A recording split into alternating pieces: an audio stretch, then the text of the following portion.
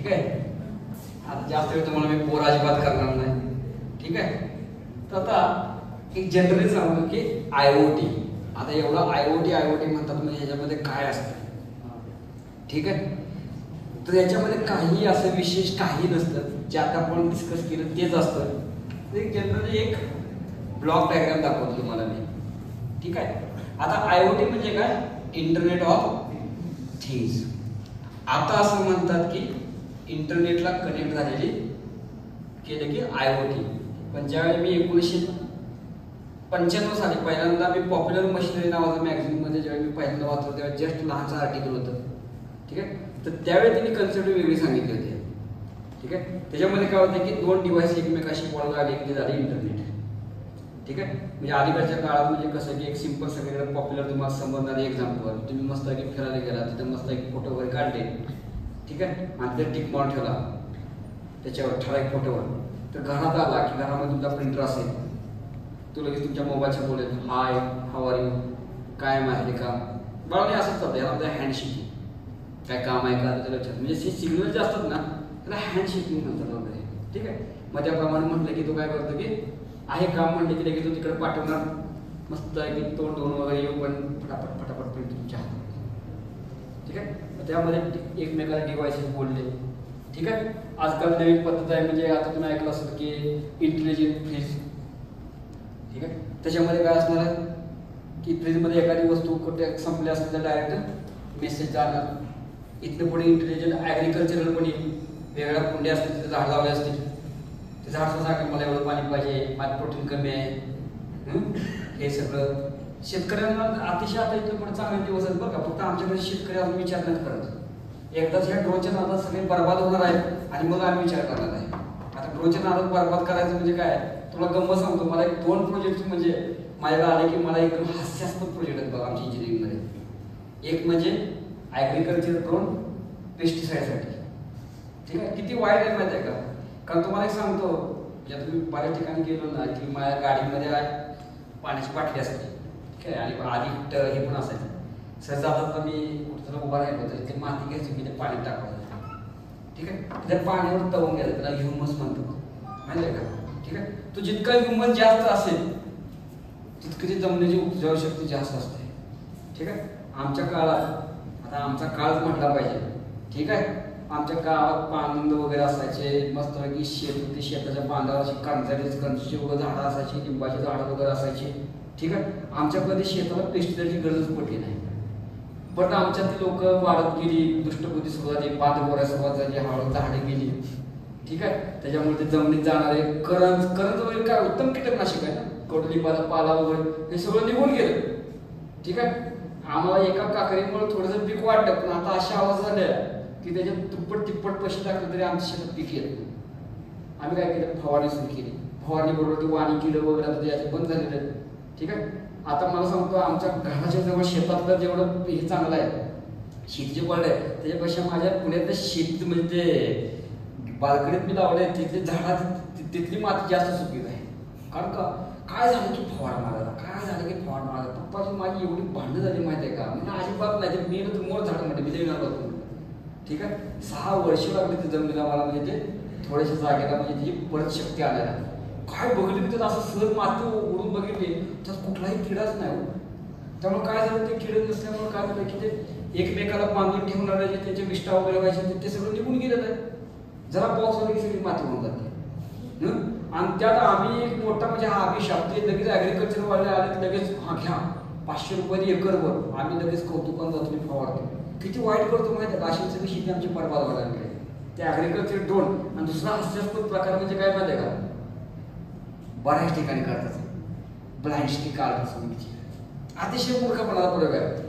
मी जन्मल्यापासून 1976 पासून ह्या पृथ्वी तलावावर ज्यावेळी मी आगमन केलं त्यावेळेपासून आज तागायत इतके पेपर वगैरे वाचले, पण मी आज तागायत एकाही पेपरमध्ये हे वाचलेलं नाही की आंधळ्यांना गाडी धडकलेला आंधळा भेटलेला आहे.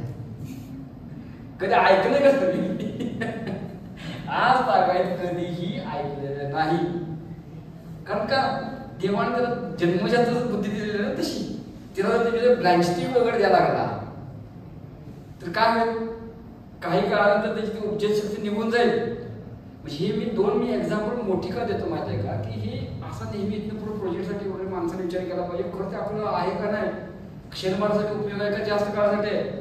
ठीक आहे, तर आपल्याकडे सगळी शेती वगैरे वाट लागलेली आहे. आणि आता काय होणार आहे की मी काय म्हणतो की शेवटची 10 वर्ष आहेत आमच्या दुःखाचे शेतकऱ्यांचे वगैरे, कारण का नंतर त्याला अक्कल येणार आहे, तेवढी शेती सगळी पायबा झाली असणार आहे. मग तो आता नवीन शेती करणार आहे, ते म्हणतात हायड्रोपोनिक, माहिती का, ब्लेझर घालून शेती करता येणार आहे. ठीक आहे, अजून काही काळानंतर म्हणजे सत्य तेच आहे. आता काही एवढे पाऊस वगैरे पडत आहे, धबा पडून घेऊन जातो, तुम्हाला काय वाटतं शेती टिकणार आहे काय? आम्हाला शेड वगैरे मारायला लागणार आहे, सगळं व्हर्टिकल फार्मिंग वगैरे सगळं करायला लागणार आहे. ठीक आहे, मग त्यावेळी IoT वगैरे सगळं लागणार आहे आणि परत मग शेतकऱ्याचा चांगला दिवस येणार आहे. तिची सजा ते म्हणजे आता हे भोगा लागणार आहेत. मग त्यावेळी काय व्हर्टिकल फार्मिंग, एकाच बिल्डिंग मध्ये काय करायचं, एकावर एक फळांची शेती करणार. मग त्यावेळी ऑटोमेशन वगैरे येणार वगैरे. ठीक आहे, मग त्यावेळी मग तू सांगणार वगैरे लगेच नातवाला, अरे आमच्या वेळी असं नव्हतं, आम्ही पाणी एवढं मुबलक हे करत होतो, बघा की आता आमच्या वेळी किती पाटला पाणी सोडायचं, ते पाटकरीने एकदा सोडलं की ते पाणी असं पीत राहायचं. आता पाणी परवडत नाही, ते ठिबक सिंचन आलंय बघा, तेवढ्या पुरतं त्याला.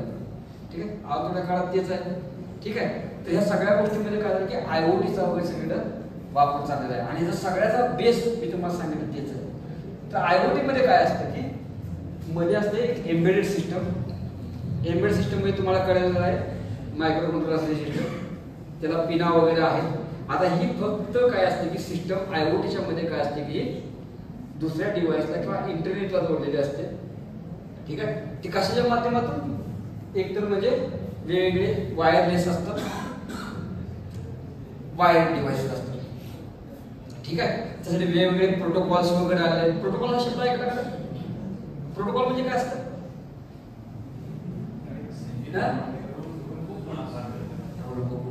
आणि काय नाही, एकदम सिंपल भाग बांधवाच्या भाषेत सांगतो. काय असतं माहिती आहे का, आपण गोष्ट एक वाचली असते. ठीक आहे, शाळेत असताना काय असतं की एक जंगल असतं. ठीक आहे, जंगलामध्ये एक नाला वाहत असतो, त्याच्यावर एक झाड पडतं. ठीक आहे, त्या झाडावर एका वेळी काय असतं की एकच प्राणी इकडून तिकडून जात असतो. ठीक आहे, वाचलं ना स्टोरी. मग एक दिवस काय होते की दोन्ही बाजूला पोपट येतात. ठीक आहे, मध्ये येतात, कुठलाही मागं जायला तयार नाही, दोघं एकमेकाला धडका मारतात. ठीक आहे, दोघं एक पाण्यात पडतात, वाहून जातात. ठीक आहे, आणि थोड्या काळात काय होतं की तिथं आणि दोन बोकड येतात.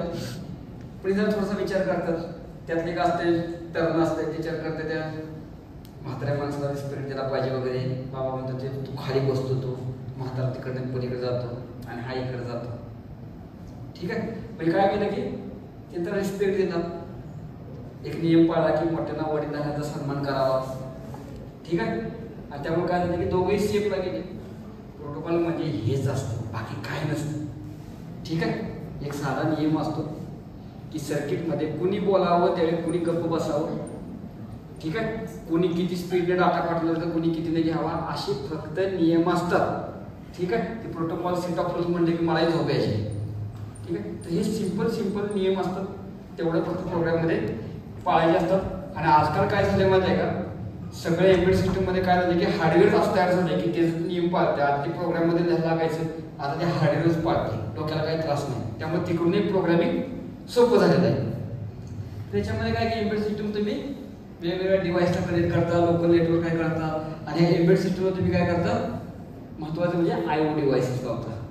IO म्हणजे इनपुट म्हणजे सेन्सर, आउटपुट म्हणजे ॲक्च्युएटर्स. ठीक आहे, समजलं का? सगळं IoT आता इथून पुढे सगळ्याची जगभरातल्या सगळ्या IoT डिव्हाइसची कॉमन ब्लॉक डायग्राम आहे. ह्याच्या व्यतिरिक्त काहीही नाही. कुणी काहीही सांगू दे, किती AI वगैरे आलं तर ते एम्बेडेड सिस्टमच्या आत झालं आहे प्रोग्राममध्ये. तर सगळ्याची कॉमन डायग्राम आहे. नेक्स्ट आता एक मिनिट. आता डेव्हलपमेंट करत असताना तुम्हाला मी काय सांगितलं की महत्त्वाचं म्हणजे बोर्ड लागणार आहे. ठीक आहे, तर असे बरेचसे वेगवेगळे बोर्ड आहे, आपण थोडेसे डिस्कस करूया त्याच्याविषयी. ठीक आहे, तर आता काय तुम्हाला वेगळे बोर्ड काय असे म्हणजे स्वतः डिझाईन करत बसावं लागत नाही. डायरेक्टली मार्केटमध्ये अवेलेबल करतो, तो घ्यायचा आणि काम सुरू करायचं. ठीक आहे, तर आता हे बोर्ड घेताना एक काळजी काय घ्यायची माहिती आहे का, मागे त्याच्या मागं सगळ्यात महत्त्वाचं म्हणजे काय करा, बोर्ड घेताना मी आधी सुरुवातीला सांगतो बघ का, कारण ह्याच्या सगळ्या बेसिक गोष्टी वगैरे आपण सगळ्या बघितलेल्या आहेत. सगळ्यात महत्त्वाचं म्हणजे साईज बघायची. ठीक ठीक आहे.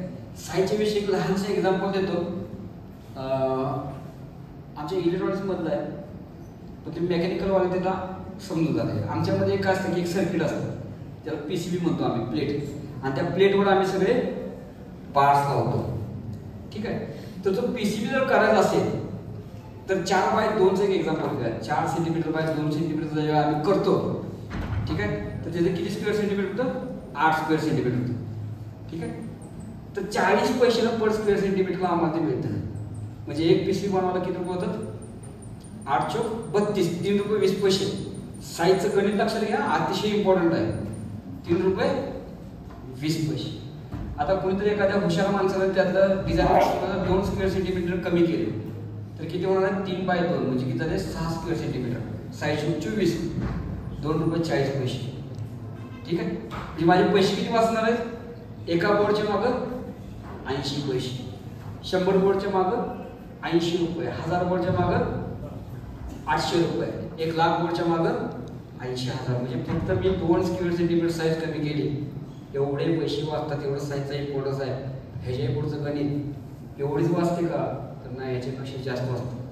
2 स्क्वेअर सेंटीमीटर जेव्हा तुम्ही बोर्ड लहान करता तेव्हा त्याच्यावरचं पॅकेजिंगचं मटेरियल साईज त्याची कमी होती, त्याच्यावरचा बॉक्स त्याची साईज कमी होते, त्या बॉक्सवरचं प्रिंटिंग ते कमी होतं. ते बॉक्स ट्रकमध्ये पाहणारे जे हमाल लागतात ते कमी होतात. इथून तिकडे ट्रान्सपोर्ट करायला जे दिल्लीला पाठवायचं जे 4 ट्रक लागायचे ते आता 3 ट्रक लागतात. म्हणजे हे सगळं कशामुळे झालं? केवळ 2 स्क्वेअर सेंटीमीटर साईज लहान केली तर एवढा फरक पडतो. Same is applicable for the mechanical devices. आणि चायनाने केवळ त्याच्यावर राज्य केले बघा. त्याचे बघा एखादं सर्किट वगैरे बॅटचं वगैरे असतं ना, ते फुटलं तर बघा त्याच्यावर सगळे कंपाऊंड उभा राहिले बघा असे. आमच्याकडे सगळे आडवे असतात, त्याच्याकडे सगळे उभे असतात. कारण का? स्पेस कमी केली. त्यामुळे तुमच्या डिव्हाइसची साईज कमी पाहिजे. दुसरं स्पीड, ऑलरेडी डिस्कस केलं. स्पीड जास्त असावं असं नाही, मॉडरेट स्पीड असावं.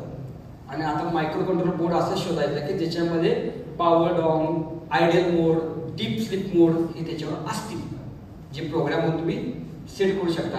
आणि आजकालच्या लेटेस्ट ह्याच्यामध्ये सगळं ते प्रोग्राममध्ये बऱ्यापैकी करता येतं. त्याच्यानंतर आहे पॉवर डिस्ट्रीब्युशन. म्हणजे तुम्ही जे डिव्हाइस करता ते कमीत कमी पॉवर खाल्लं पाहिजे, कमीत कमी पाहिजे, म्हणजे ते बॅटरी ऑपरेट होते. त्याच्यानंतर प्रोग्रामिंग लँग्वेज सगळ्यात महत्त्वाचं. प्रोग्राम ज्या लँग्वेजमध्ये करायचं ते आपल्याला आलं पाहिजे. कारण आमच्याकडे काय प्रकार होतो की कोणाला प्रोग्रामिंग येत नाही, C येत नाही, ते म्हणतं मी पायथॉनमध्ये करणार, पायथॉनचा ग पण माहीत नसतो. मग हा सगळा प्रॉब्लेम येतो. ज्यामध्ये तुम्हाला जमतं त्या भाषेमध्येच प्रोग्रामिंग करायचं. त्यानंतर सर्व्हिसेबिलिटी, डिव्हाइस सर्व्हिस करता आलं पाहिजे, पार्ट्स मार्केटला अवेलेबल पाहिजे. त्याच्यानंतर प्रोसेसर सपोर्ट, त्या प्रोसेसर लागणारे वेगवेगळे जे कोड वगैरे त्याचा सगळ्याचा सपोर्ट वगैरे मिळाला पाहिजे, रेडीला अवेलेबल पाहिजे. डिझाईनचा कंट्रोल तुमच्याकडे पाहिजे. कारण तुम्ही जर डेव्हलपमेंट बोर्डवरनं एखादं सर्किट तयार केलं, म्हणजे प्रोग्राम करून सिस्टम तयार केली, तर तुम्हाला पुढे ज्यावेळी विकायचं आहे त्यावेळी डेव्हलपमेंट बोर्ड विकायचा नसतो, तर त्याच्यावर हार्डवेअर तयार करून विकायचं असतं. तर त्याच्यासाठी लागणारे सगळे पार्ट आपल्याकडे अवेलेबल पाहिजे. आणि डिबगिंग कॅपॅबिलिटी, म्हणजे ते डिबग कोडमध्ये काय प्रॉब्लेम आला तर डिटेक्ट करायसाठी वगैरे चांगला आपल्याला आयडिया पाहिजे. तर हे एवढं सगळ्यात महत्त्वाच्या गोष्टी लक्षात घ्यायचं. नेक्स्ट, आता बाजारामध्ये बोर्ड कुठले कुठले आहेत? तर सगळ्यात पॉप्युलर आहे हा आर्डिनो उनो, सगळ्यात पॉप्युलर सध्या जास्त. पण आता IoTच्या दृष्टिकोनातून जायचं असेल तर ह्या डिव्हाइसकडं जायचं नाही. हा नॉर्मल ॲप्लिकेशनसाठी आहे, एखादं ॲटोमेशन वगैरे करायचं वगैरे असेल वगैरे तर तेवढ्यासाठी हा ठीक आहे. पण IoTसाठी याचा उपयोग करू नका.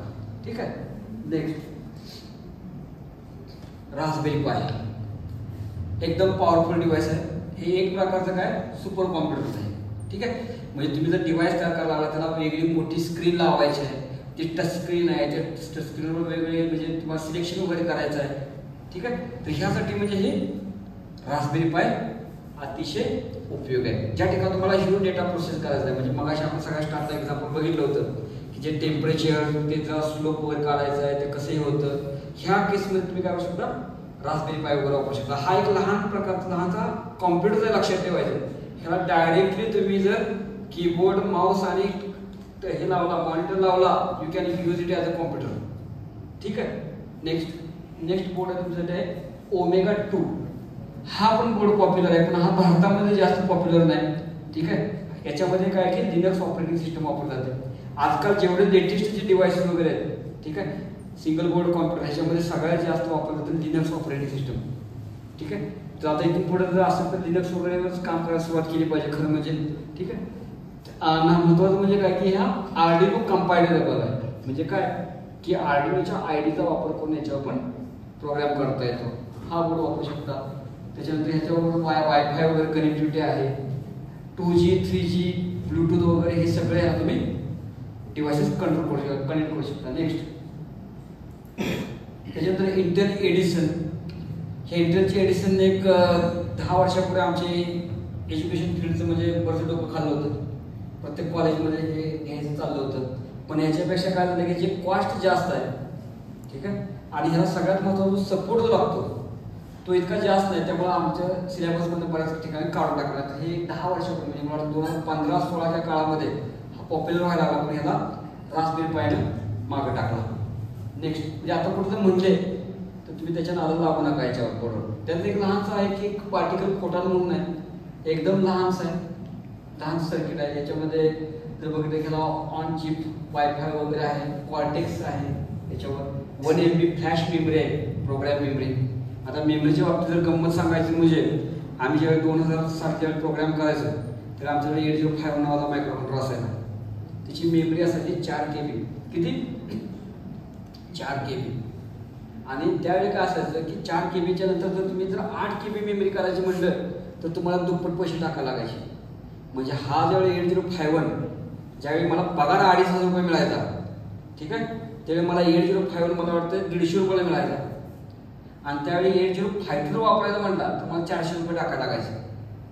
तर त्या टायमाला काय व्हायचं माहिती आहे का की असेंब्ली लँग्वेज प्रोग्रामिंग, त्यावेळी programming was art, now it's luxury. कारण का ते 4 KB मध्ये सगळं बसवायचं म्हणजे रात्रंदिवस आम्हाला विचार करायला लागायचा. सकाळी उठले की सुरू व्हायचं मग हे करू का ते करू, मग कुठली कमांड कशी वापरायची, प्रोग्रामची साईज एक बाईटवर आम्ही खेळलेला, एक बाईटवर. मी तुम्हाला अतिशय सांगत नाही. एकदा मी गाडी काढली मी आणि असा गाडी ढकलत गेलो 1-1.5 किलोमीटर गेलो. मी सांगायची गरज नाही, 17मध्ये गेली माझी किस्से बरीच सांगतो माझी. त्यावेळी एवढं म्हणजे असेंब्ली लँग्वेज डोक्यात बसायची. ठीक आहे. तिथे गेल्यानंतर मला म्हणाला काय माझे साहेब कसं काय गाडी काय बंद पडली, गाडी नाही म्हणाला, गाडीला किती माळ दिसतो म्हणजे गाडी बसलोच नाही म्हणत, विचारायला झालं म्हणजे इथपर्यंत. ते असेंब्ली लँग्वेजची जुनी माणसं असतात ना त्यांची बघा ती तंद्रीच लागायची बघा. ठीक आहे. तर त्यावेळी म्हणजे प्रोग्रामिंग वॉज आर्ट. आता काय झालं माहिती आहे का की 1 MB मेमरी अशी दिलेली आहे, नाव इट्स लक्झरी. अशा आईस मेमरी आहे. त्या 4 KB मध्ये आम्ही अखंड याचं बिल्डिंगचं ऑटोमेशन करू शकतो एवढा प्रोग्राम लिहायचो. आज आमच्याकडे तुमच्या मोबाईलमध्ये एखादा लहानसा जो आयफोन असतो त्या स्क्रीनवर तो सुद्धा मला वाटतं 2-3 KBचा असणार आहे. म्हणजे याचा अर्थ काय की आम्ही प्रॉपरली युटिलायझेशन करू शकत नाही. ठीक आहे. तर याच्यामध्ये 1 MB आहे, लहानसा हे आहे. हा आजकाल मार्केटमध्ये याला 128 KB रॅम आहे. नेक्स्ट हा बिगल बोन, हा पण मार्केटला आला, पण याच्यावरही हा पण आता एवढा काही जास्त पॉप्युलर नाही. नेक्स्ट आता सगळ्यात मस्त म्हणजे आयओटीसाठी परफेक्ट बोर्ड आहे म्हणजे ESP32 किंवा ESP8266. ESP8266 म्हणजे याच्यापेक्षा खालचं व्हर्जन आहे. ठीक आहे. त्याला नोड MC म्हणतात. कारण एकाशा लहानशा बोर्डवर तिने काय केलं की एक सेन्सर जोडावं, त्यासाठी एक अॅनालॉग इनपुट दिलेलं आहे आणि त्याला डिजिटल IO दिलेलं आहे. त्याच्यावर ऑन बोर्ड लहानसं चकचकी दिसतं ना ते चिपच आहे, तो मायक्रो कंट्रोलर आहे. आणि ह्या मायक्रो कंट्रोलरच्या वरच वायफायला वगैरे लागण्यासाठी कनेक्टिव्हिटी ठेवलेली आहे. त्याच्यावर TCP/IP प्रोटोकॉल फुल्ली हार्डवेअरमध्ये आहे. त्याची मेमरी पण जवळजवळ म्हणजे चांगली आहे. हा जर ESP32 जर बघितला हा एवढाच असतो बरं का, इतका लहानचा असतो. ठीक आहे. तर तो आहे काय त्या जवळजवळ हा ड्युअल कोरचा आहे आणि हा आर्डिनोच्या याच्यावर वापरता येतो. म्हणजे तुम्हाला आर्डिनोच्या आयडी जर तुम्हाला वापरता येत असेल तर सेम प्रोग्रामिंग याला काय वेगळं प्रोग्रामिंगचं नॉलेज असायला गरज नाही. ह्याला पॉवर लो पॉवर मोड आहे. म्हणजे याच्यामध्ये अगदी नॅनो वॅटमध्ये पॉवर म्हणजे वाचवलं जाते. त्याच्यानंतर आयोसाठी छान आहे. नेक्स्ट हा बनाना पाय, हा पण मार्केटला आलेला आहे. ठीक आहे. तर हा आहे पण याला एवढा सपोर्ट वगैरे जास्त अवेलेबल नाही. नेक्स्ट एक भन्नाट आहे बघा, आर्डिनो नॅनो 33 IoT. हा एक बोर्ड एकदम छान आलेला आहे. ठीक आहे, ह्याची मेमरी वगैरे पण चांगली आहे आणि सगळ्यात भारी काय की याच्यावर AI चे प्रोटोकॉल्स वगैरे, AI चे म्हणजे अल्गोरिदम वगैरे याच्यावर टाकता येतात. हा माझ्याकडे बोर्ड आहे त्याच्यावर टेन्सर फ्लो वगैरे पण टाकता येतं वगैरे, म्हणजे मशीन लर्निंग म्हणजे AIoT कडे जायचं असतं तुम्हाला. एकदम छान बोर्ड आहे, इतका लहानसाच बोर्ड आहे, जास्त मोठं साईजचा नाही. ह्याच्यावर जर इथून पुढे जर काम करायला सुरुवात केली तर ते चांगलं होईल, कारण आपलं काय करतं मशीन लहान करायचे, त्याच्यामध्ये कंट्रोल बोर्ड पण हा वापरता येईल. नेक्स्ट उडून नावाचा बोर्ड आहे. ठीक आहे, हा म्हणजे कॉम्बिनेशन आहे रास्पबेरी पाय आर्डिनो, त्याच्यावर वायफाय आहे, ब्लूटूथ आहे, सेन्सर्स पण आहे. ठीक आहे, पण हा पण आहे मार्केटला आहे, पण एवढं जास्त अजून आपल्याकडे पॉप्युलर नाही. लाईट ब्लू बिन हा US मध्ये जास्त पॉप्युलर आहे तिकडं, कारण मॅन्युफॅक्चरिंग तिकडे झालेलं आहे. ही सगळ्यात मोठी स्पेशालिटी काय आहे की हा कॉइन सेल बॅटरी चालतो. ठीक आहे, म्हणजे एकदम तुमचं लहानचं ॲप्लिकेशन करायचं असेल तर हा एकदम छान आहे. महत्त्वाचं म्हणजे हे आर्डिनो कंपॅटेबल आहे, म्हणजे आर्डिनोचं जर तुम्हाला आयडी चालवायचं असेल तर हे बोर्ड पण तुम्हाला चालवता येतील. नेक्स्ट ठीक आहे, तर आतापर्यंत जेवढे आपण हे बोर्ड बघितले एवढे सगळे, जर आर्डिनोचं जर तुम्हाला प्रोग्रामिंग येत असेल तर हे सगळे बोर्ड तुम्हाला वापरता येतील. सेम मागाशी सांगितलं त्या टेक्नॉलॉजीनुसार सेम मंत्र, नावं ठेवा, कामं ठेवा, कामाला लावा, 3 ओळीचा मंत्र त्याच्यामध्ये उपयोगी, आणि अशा रीतीने तुम्ही हे वेगवेगळे बोर्ड वापरू शकता. फक्त मी तुम्हाला IoTसाठी बोर्डचं तरी रिकमेंड करेन. पहिला म्हणजे सगळ्यात महत्त्वाचं म्हणजे ESP32 किंवा नोड MCU, स्वस्तात मस्त 300-400 रुपयेपर्यंत येणार आहे. आणि जास्त ॲडव्हान्स करत असेल तर तुम्हाला काय करता येईल, रास्पबेरी पाय करता येईल. बाकीचे काय बोर्डकडे काय पाहण्याची काय गरज नाही. ठीक आहे, सर्वात आनंदाची गोष्ट एकच आहे की माझं सगळं सांगून संपलेलं आहे. ठीक आहे.